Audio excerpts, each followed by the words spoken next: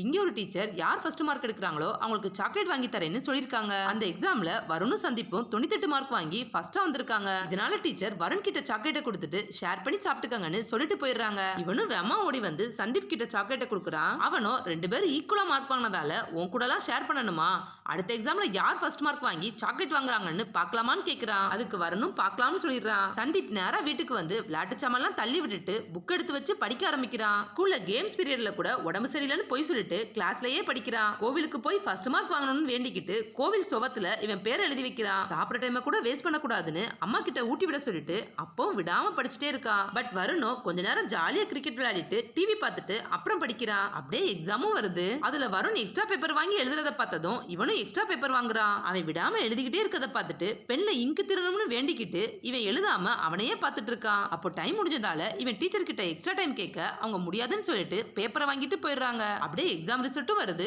பார்த்தா வருண் தான் first mark எடுத்து சாக்லேட்டை வாங்கியிருக்கான். இவனோ தோத்துட்டோம்னு ஃபீல் பண்ணிட்டு அவனை ஃபாலோ பண்ணிட்டே போறான். வருண் நேரா கோவிலுக்கு போய் சாமி கும்பிட்டுட்டு கோவில் சோத்துல பேர் எழுதி வச்சிருக்கத பாக்குறான். உடனே இவன் ரோட்ல பெயிண்ட் அடிச்சவர்கிட்ட இருந்து நைஸா பெயிண்ட் தூக்கிட்டு கோவிலுக்கு வந்துடுறான். அங்க கோவில் சுவர் ஃபுல்லா பெயிண்ட் அடிச்சு நீட்டா மாத்துறான். பூசாரி வந்து இவனுக்கு கை கொடுத்து பாராட்டிட்டு பேர் எழுத போர்டு வச்சிருக்கேன்னு சொல்றாரு. வருண் அந்த போர்டுல சந்தீப்போட பேர் எழுதிட்டு அங்கிருந்து கிளம்பிடுறான். இதை சந்தீப் பார்த்ததுக்கு அப்புறம் தான் அவனோட உண்மையான ஃப்ரெண்ட்ஷிப்பையே புரிஞ்சுக்கிறான். உடனே அவனை கூப்பிட்டு அடுத்த எக்ஸாமுக்கு நம்ம ஒன்னா சேர்ந்து படிப்போமான்னு கேட்கிறான். வருண் ஓகே சொன்னதும் 2 பேரும் தோல்ல கை போட்டுட்டு ஹாப்பியா ஃப்ரெண்ட்ஸ் ஆகிடுறாங்க.